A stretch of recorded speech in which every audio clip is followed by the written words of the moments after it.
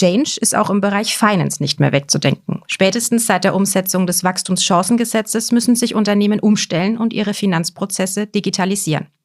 Wie das am besten gelingt und warum es nicht mit einzelnen Datensilos klappt, sondern ein Gesamtpaket die Lösung ist, das erklärt heute Florian Mahlmeister, Produktmanager bei FIS im Bereich Finance. Hallo Flo, schön, dass du heute dabei bist. Hallo Laura, danke für die Einladung. Sehr gern. Dieses Gesamtpaket, diese Gesamtlösung, die heißt bei FIS Invoice Management Package. Flo, was steckt denn da dahinter und warum gibt's das?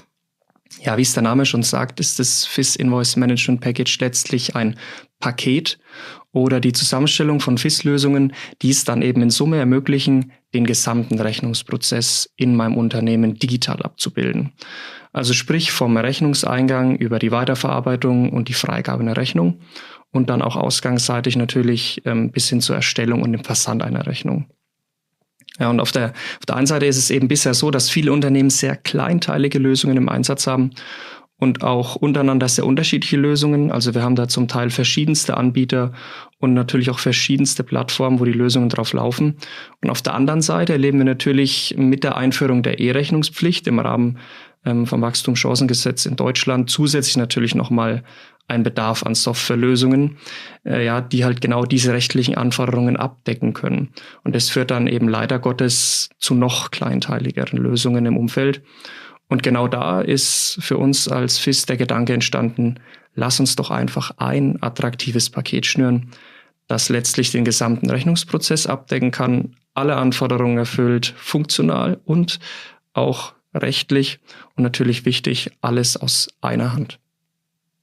Das klingt auf jeden Fall sinnvoll. Du hast jetzt schon einige Herausforderungen, die es gerade am Markt im Bereich Finance gibt, angesprochen. Kannst du da nochmal zusammenfassen, welche Herausforderungen dann noch dazukommen? Gerne. Ja, also ich habe es eingangs schon mal erwähnt, das Wachstumschancengesetz, das hat natürlich maßgeblichen Einfluss auf den Finance-Sektor. Denn ich muss ja als Unternehmer in Deutschland, wenn auch erstmal nur schrittweise E-Rechnungen im X-Rechnungs- oder Zugwertformat empfangen und versenden können. Und das halt wirklich allerspätestens bis zum Stichtag am 01.01.2028.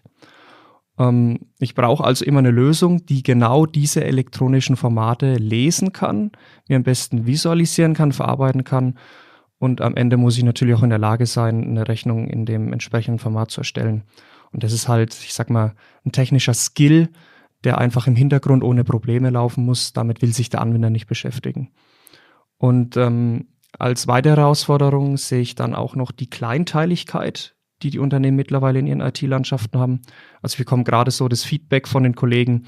Die meisten Unternehmen, die sind zwar mit ihren Dokumentenprozessen überwiegend digital unterwegs, aber am Ende halt trotzdem oft auch unzufrieden mit ihren bestehenden Lösungen.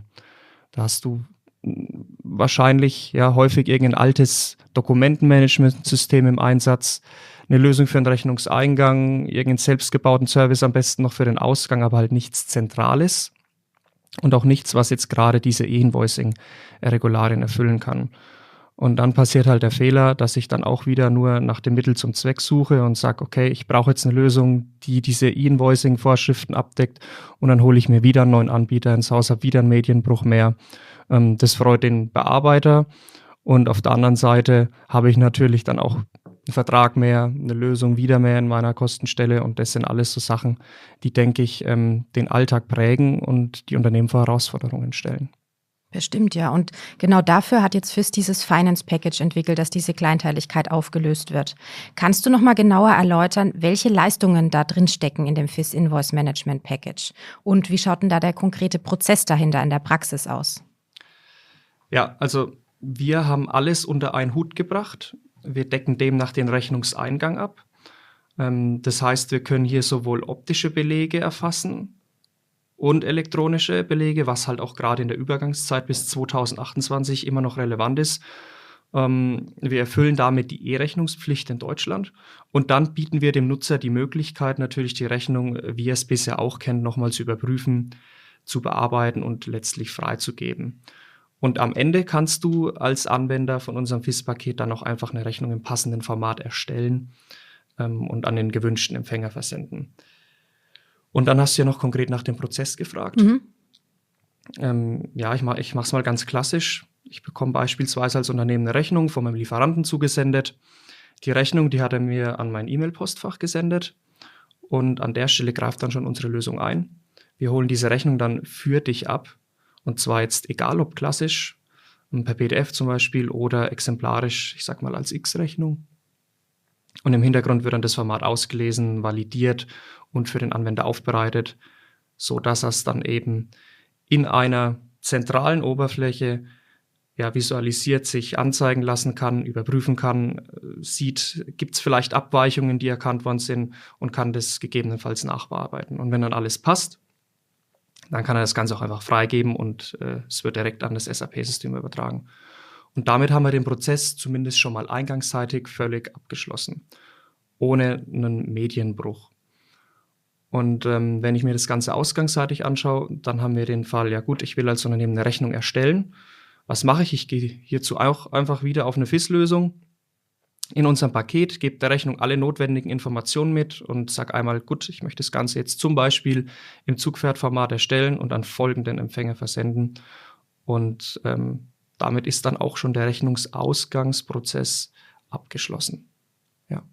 Das heißt also wirklich, dass einmal dieses Package komplett den Gesamtprozess über Rechnungseingang bis hin zu Rechnungsausgang abdeckt.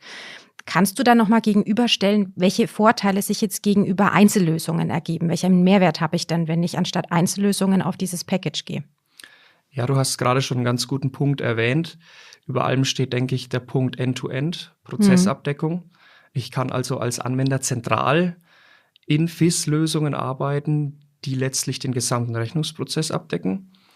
Und damit geht ja für uns auch so ein bisschen einher, dass halt alle Lösungsbausteine technisch aufeinander abgestimmt sind. Also die sind untereinander durchweg kompatibel, dafür sorgen wir als Anbieter und wir wollen natürlich weg von den Medienbrüchen und unübersichtlichen Softwarelandschaften und das eröffnet dann halt auch ganz andere Möglichkeiten. Also wir tun uns dann extrem leicht auch auf gestiegene Belegvolumina zu reagieren. Wenn es da Bedarf gibt, können das einfach anpassen. Ja. Und ein weiterer Mehrwert, der sich daraus ergibt, ist auch das Thema Transparenz und zwar über den ganzen Prozess hinweg. Wir haben nämlich ein intuitives Dashboard gebaut, mit dem ich als Anwender zum Beispiel so wie den Verarbeitungsstatus sehen kann. Aber ich kann auch Compliance-Richtlinien monitoren. Und da war wirklich seit Jahren auf unserer Roadmap ein Stichwort durchgängige Beleganalyse. Das wollen wir gewährleisten und das ist damit jetzt auf jeden Fall möglich und das können wir bieten. Und abschließend vielleicht noch ein Punkt aus unternehmerischer Sicht, der uns auch sehr, sehr wichtig war. Wir bilden alles in einem Vertrag ab und zu einem Preis in Form von einer monatlichen Subscription, um das Ganze halt möglichst einfach und transparent dann auch für den Kunden zu halten, weil wir, wie gesagt, weg von vielen einzelnen Verträgen und Kostenpositionen wollten. Und dann ist es, denke ich, so in Summe die runde Sache, die wir dadurch bieten können. Ja, super. Du hast jetzt schon einen Punkt angesprochen, und zwar, dass es kompatibel ist, dass es ein kompatibles Paket ist. Jetzt ist es ja so, dass wahrscheinlich trotzdem jedes Unternehmen ein bisschen Abweichungen hat und andere Rechnungsprozesse, auch wenn sie sich trotzdem untereinander ähneln. Aber es ist ja oft so, dass es trotzdem Unterschiede gibt. Gibt es denn da auch verschiedene Paketgrößen, die ihr anbietet, oder ist es wirklich ein fixes Paket? Also ganz klare Antwort, ja, wir haben unterschiedliche Paketgrößen. Und wir werden dann hier unterschiedlich große Pakete anbieten, die sich vor allem halt erstmal durch die Menge von den verarbeiteten Rechnungen unterscheiden. Also da ist dann sowohl was für einen kleinen Kunden dabei, ich sage jetzt mal der maximal 10.000 Ein- und Ausgangsrechnungen in Summe pro Jahr verarbeitet. Aber da ist dann eben auch was für die dabei, die wirklich ein großes Rechnungsvolumen im Jahr haben. Okay. Und wie schaut es denn aus, wenn man jetzt sein Geschäft expandieren möchte und auch im Ausland verkaufen will? Es ist ja so, dass man wahrscheinlich, jedes andere Land bringt auch andere Anforderungen mit. Ganz genau. Ja. Könnt ihr da auch helfen und unterstützen? Auf jeden Fall. Es gibt, wie du richtig gerade erwähnt hast, natürlich auch im Ausland viele Anforderungen an die Rechnungsformate dort. Und um das verarbeiten zu können, haben wir auch eine geeignete Schnittstelle geschaffen. Und wir können unsere Paketlösung können wir dann flexibel erweitern, um internationale Formate, um dann dort auch gesetzeskonform unterwegs zu sein. Das sind wir wirklich völlig losgelöst, sei es jetzt Malaysia oder auch einfach nur ein anderes EU-Land. Da sind wir wirklich völlig frei und können das dann für den Kunden aktiv schalten. Okay, ganz andere Frage. On-Premise versus Cloud. Wie habt ihr denn das gelöst und warum habt ihr euch so entschieden? Ja, wir haben uns ganz bewusst bei unserem FIS Invoice Management Package dafür entschieden, dass wir alles aus der Cloud anbieten wollen.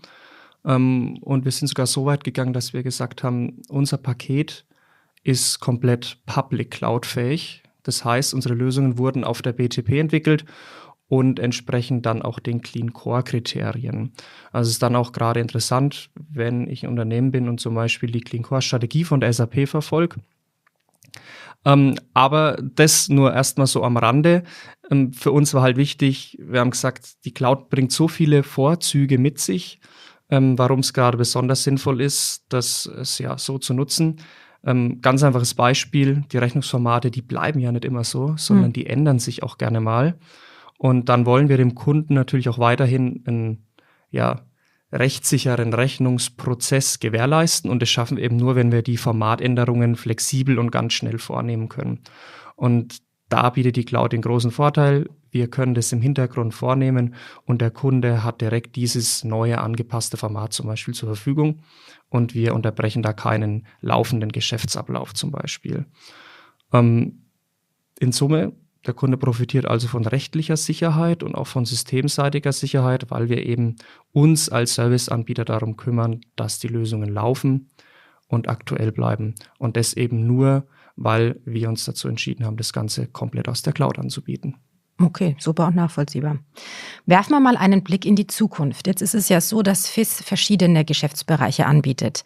Spoiler doch mal, wird es da auch für andere Geschäftsbereiche solche Packages geben wie jetzt im Bereich Finance? Ja, also da ist aktuell vieles in den Startlöchern, kann ich dir sagen. Ich kann schon mal so viel verraten, jetzt für meinen Bereich oder für den Finance-Bereich. Es gibt natürlich neben Rechnungen ja auch Kundenaufträge, Bestellbestätigung oder Lieferavis. Alles Dokumentenprozesse, die wir auch digital und gesammelt abbilden können. Da wird definitiv was in die Richtung kommen, um dann wirklich dieses komplett papierlose Büro zu ermöglichen in einem ganz schmalen Lösungspaket. Und es gibt natürlich auch viele andere Geschäftsbereiche, also sei es jetzt in Richtung Multichannel, sei es in Richtung Großhandelslösungen, was ja auch eine unserer Kernbranchen ist, oder wohin auch immer. Aber mehr dazu hören wir dann in einer anderen Folge.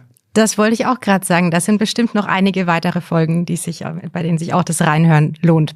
Dann sage ich dir aber erstmal vielen Dank für diese Folge und sage Tschüss und bis zum nächsten Mal bei WhatsApp. Sehr gerne. Tschüss.